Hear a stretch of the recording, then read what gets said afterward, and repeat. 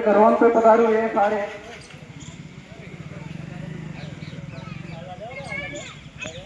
सबसे पहले बहुजन समाज में जन्मे सभी संत महापुरुषों को नमन करते हुए नारी के मुक्तिदाता हम सबके विधाता बाबा साहब के चरणों में पंचांग प्रणाम करते हुए आज कलसाड़ा की इन पावन धरा पर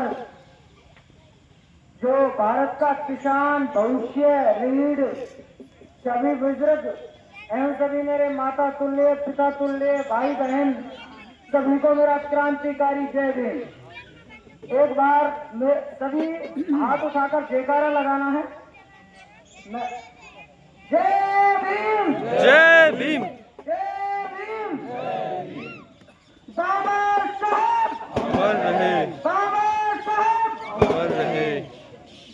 हम उस महाशख्स की औलाद हैं जिन्होंने आज पूरे भारत में अपना नाम बाखूबी, आपको पता है कि जो चीज दिखाई नहीं देती वो चीज हमें महसूस करनी चाहिए।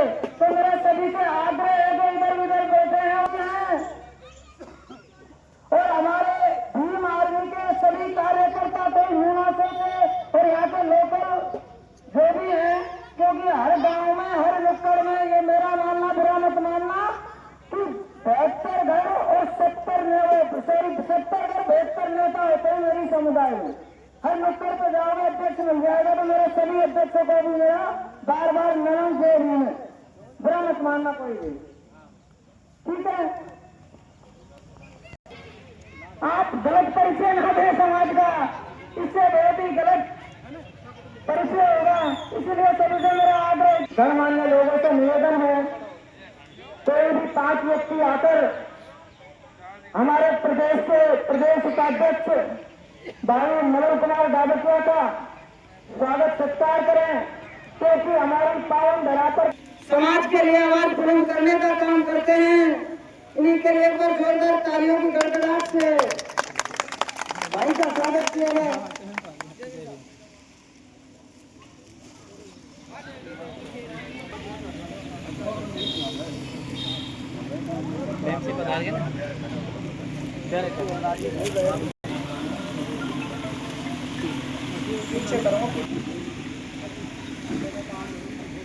अध्यक्ष भाई रामनिवास बरवाड़ा जी ये भी आए दिन समाज की आवाज को बुलंद करने का काम करते हैं और आपके लिए प्रशासन से बिल्कुल अड़िग होकर अपनी बात को रखते हैं। इनके लिए भी एक बार जोरदार तालियों के साथ में स्वागत किया जाए।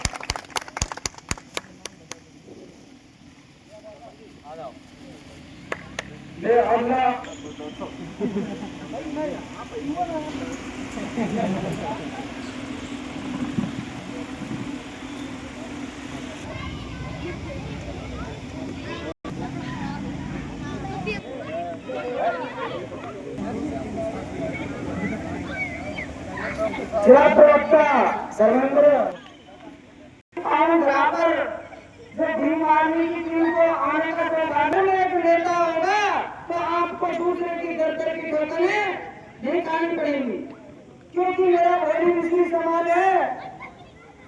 आए दिन इनके ऊपर अत्याचार होते रहते हैं। किसी को राशन कार्ड में नाम जुड़वाना हो तो और समाज के लोगों को या और नेताओं के पास जाना पड़ता है। इसलिए हमारा मानना ये है कि हर घर में एक इस प्रकार का नेता पैदा हो जो अपनी समस्या और अपनी समाज की आवाज बुलंद कर सके, आए दिन समाज के लिए लड़ सके। कि ये बाबा कि आप राजनीति ना करें, राजनीति दंगल है।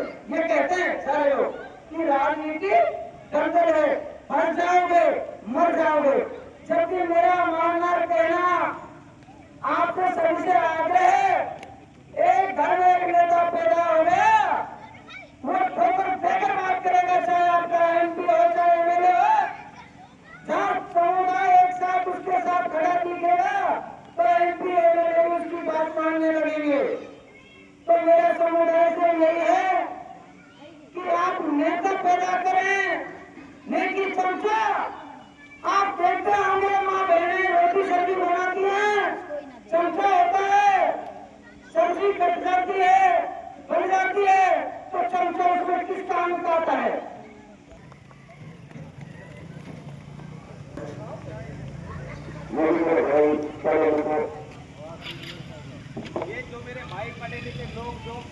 साइड में बैठ के चला रहे हैं, ये हमेशा अपने पास ही होता है। मेरी एक गुजारिश है हाथ जोड़ के आपसे, आप आए, ये मंच अपना ही है, इस पर बैठे। ये अपनी साधना 100-200 सालों से होता आ रहा है और उसी को हम क्या करें, उसी को दोहरा रहे हैं। हमारा पढ़ा लिखा होने का फायदा क्या है, ये बताओ।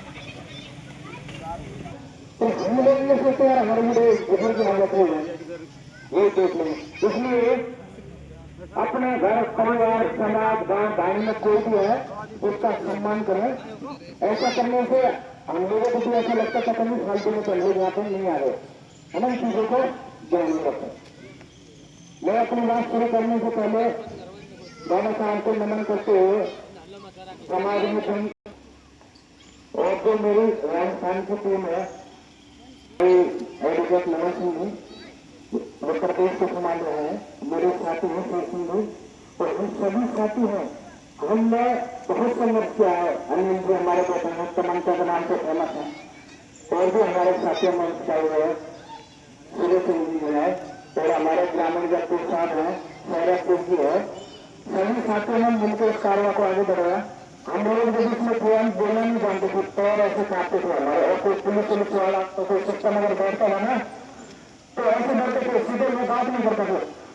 अब हम समाज के नेता लीडर और हमारे भाई बंधु बड़े बुजुर्ग माता बहनों से इतना कुछ सीखा है कि सीमा तान के हम अपनी बात रख सकते हैं। आज से पहले हमारे लोग खाने में जाने से डरते थे। बड़े भाई चंद्रशेखर आजाद जी ने घर से कमान संभालिए हमारे लोगों में और चाहिए। और ये जो होता है इन लोगों के जिससे भी पेट में दर्द होता है कि ये फलाफास का लड़का कैसे सीना ठोक के हमसे जवाबदेही मांग रहा है किसी भी मामले की, जो चाहे सामाजिक मामला हो, चाहे पढ़ाई को लेकर कोई मामला हो, या समाज में अत्याचार को लेकर मामला हो, या जमीनी विवाद का कोई मामला हो। इन मुद्दों को हम बेखौफ इन मुद्दों को हम लोग उठाते हैं। बच्चे हमारे भी हैं, बीवी हमारे भी है, माँ हमारे भी है, लेकिन वो एक दिन 2 दिन 10 दिन महीना जरूर हमको टोकते हैं कि तुम रात को 11 बजे आते हो, 12 बजे आते हो, तुम क्या काम करते हो, क्या तुमको सैलरी मिलती है, क्या तुमको तनख्वाह मिलती है, और इस समाज के लिए जो तुम लड़ रहे हो ये तुम्हारे लिए क्या कर रहा है। कई बार ऐसी सिचुएशन आ जाती है, हमको ऐसी कोई घटना हमारे सामने फंस जाती है जिसके निस्तारण के लिए हमें कुछ पैसों की भी आवश्यकता होती है। संगठन वैसे नहीं चलता है, हमको ज्यादा अमीर बाप की औलाद नहीं है। ऐसा अगर समय आ जाता है तो उसमें भी जो हमारे समाज के लोग हैं थोड़ा कम मदद करते हैं, लेकिन उस आधार पर नहीं करते जिस आधार से करनी चाहिए। जैसे हमारे सब सरकारी कर्मचारी है, टीचर्स है और ऐसे पदों पर हमारे लोग बैठे हुए हैं, थाने से लेकर तहसीलदार तक, कलेक्टर तक अपने समाज के लोग हैं। लेकिन वो क्या करते हैं, सभी की मैं नहीं बोल रहा हूँ, वो क्या करते हैं अगर उसको पता लग गया ना दूसरे के हमारे समाज का है तो वो कर्नल से भी वो बन जाता है। उस समय ऐसे नेगलेक्ट करेगा सामने वाले को कि पता नहीं यार, इसको पता नहीं लग रहा है कि मैं इसकी समाज का हूँ। ये घृणा जब तक हमारे पढ़े लिखे सर्विसमैन लोग उस चीज को नहीं समझेंगे, ये भी हमारे भाई हैं और ये सदियों से हमारे साथ होता है। अगर हम अभी नहीं समझे तो कब समझेंगे, इसकी 21वीं सदी चल रही है, अभी भी नहीं समझेंगे तो कब समझेंगे।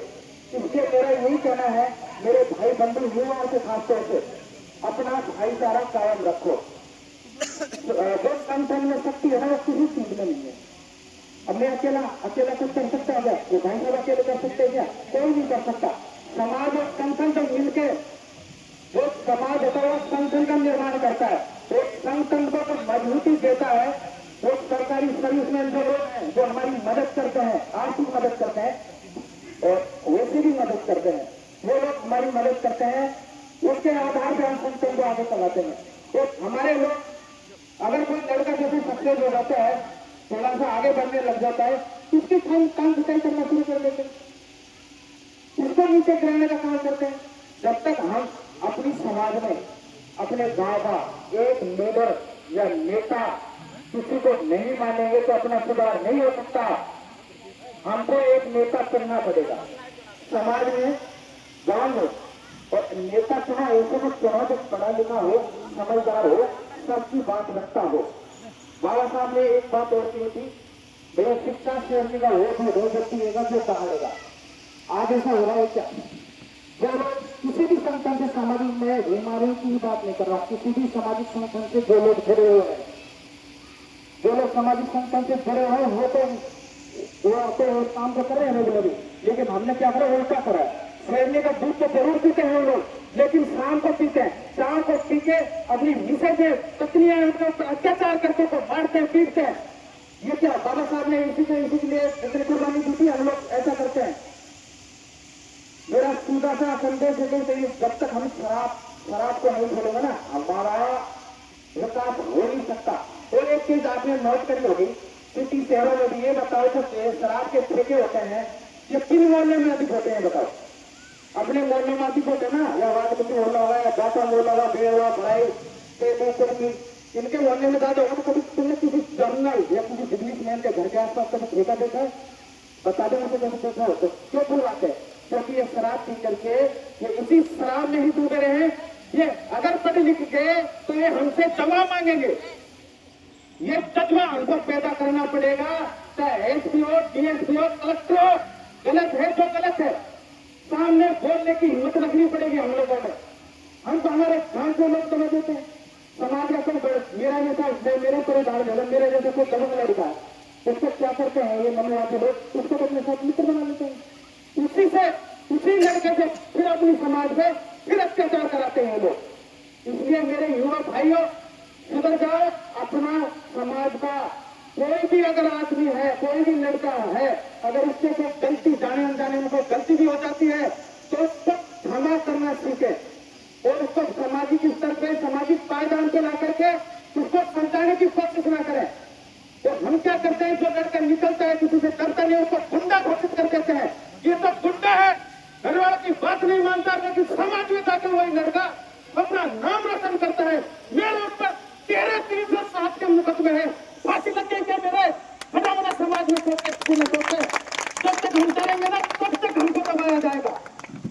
इसलिए अपने जो डरेंगे इसको निकाल करके सीना तानना सीखो। समय का अभाव है और मेरे साथी बैठे हुए हैं, इसी के साथ जय भीम, जय भारत, जय संविधान। अगर किसी को कोई सवाल जवाब मेरे से करना है तो 10 मिनट देके जाऊंगा। किसी कोई समस्या है तो मुझे खुल के बताए, और गारंटी देता हूँ 10 दिन के अंदर निस्तारण करके बता दूंगा। जय भीम, जय भारत, जय संविधान।